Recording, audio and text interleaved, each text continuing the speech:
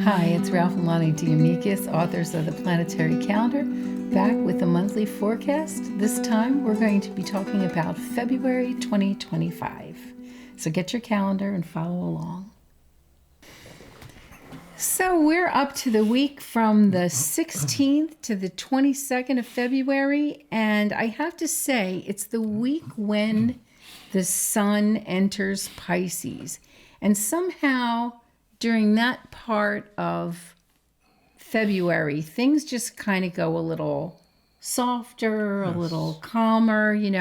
I feel like Aquarius is often a frenetic kind of time. Hurry up and get the year started, or get the things done, or make sure you connect with everybody you need to connect with. And then Pisces is kind of a little bit of a breath in and a little, you know what? We'll have time for everything. And so I'm just looking at the whole week and thinking that a lot of that is just this little stuff, the 16th, the 18th, the 19th, the 21st, and even the 22nd. There's no aspects on the line even. So it's social things, work related, connections with your coworkers, connections with your kids and things like that is kind of a theme for this whole week, except for two big glaring exceptions, which could be good, could be bad. We've got the good on the 17th, President's Day. The 17th is nice. It's a nice moon trine,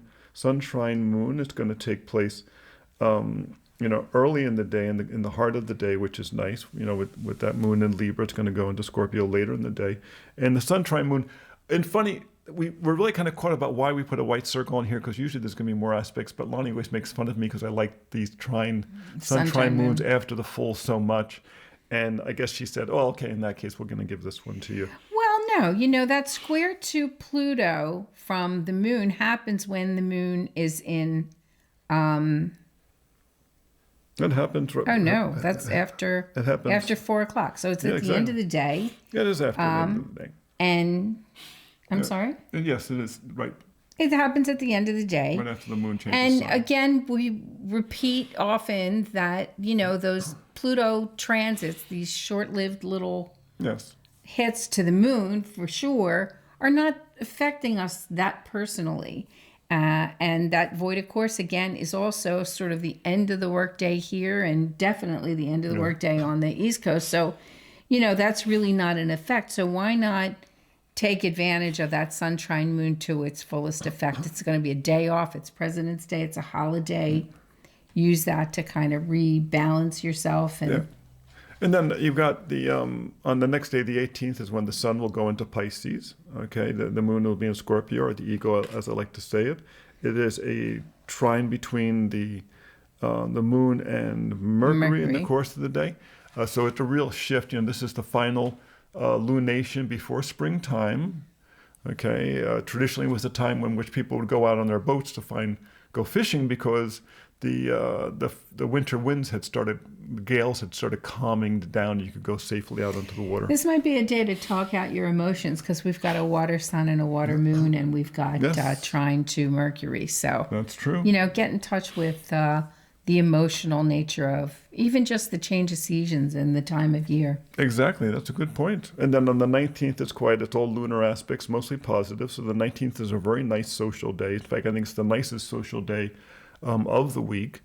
The 20th, which we have marked as a black box day, is very, very challenging. And it's very challenging, especially for the mutable signs. Where the mutable signs, it's Gemini, it's Virgo, it's Sagittarius, and it's Pisces. Very difficult for them.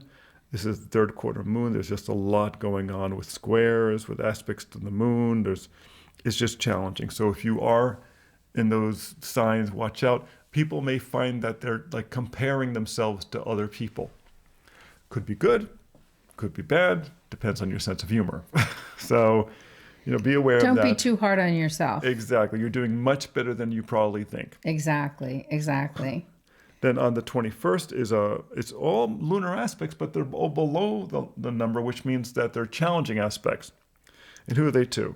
Opposing Jupiter, square Mercury, square Saturn. So this is kind of a day, although the the Jupiter ruled moon may end some emotional insights to these challenges that may arise over children or father figures or bosses, work issues, things like that. It's all done sort of internally. It's below, it's not out in the open. So Right. these not broadcast. Yeah, exactly. So this might be the beginning of a turning point with some issues that you've been struggling with. Probably some of those issues you were struggling with last week that Right. started up, kicking up its dust. Might have started with Super Bowl. You never know. In terms of who you were rooting for, right? Okay, and then on the 20th. Then somebody's taking it too seriously. Well, yeah, okay. On the 22nd, which is the Saturday, the only aspect going on in the course of the day is the moon square to Neptune.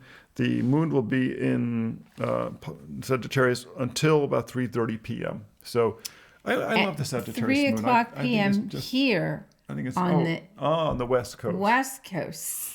Yes. It'll be 6 p.m. Yes. on the East Coast Yes. by the time the moon goes into Capricorn. So you've got the full day Yes. under that Sagittarius That moon. lovely Sagittarius moon. Right. And so when is it making that when it makes a square, when the moon in Sagittarius squares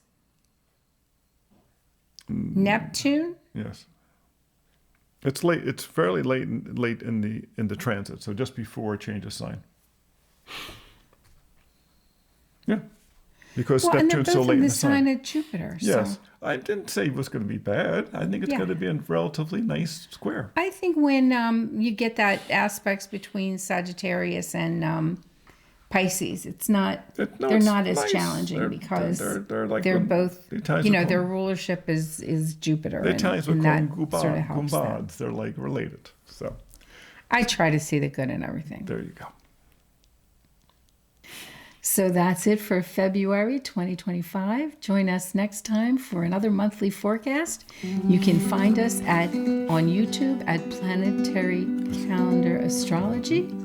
And if you don't have your calendar to follow along, there's still some available at planetarycalendar.com.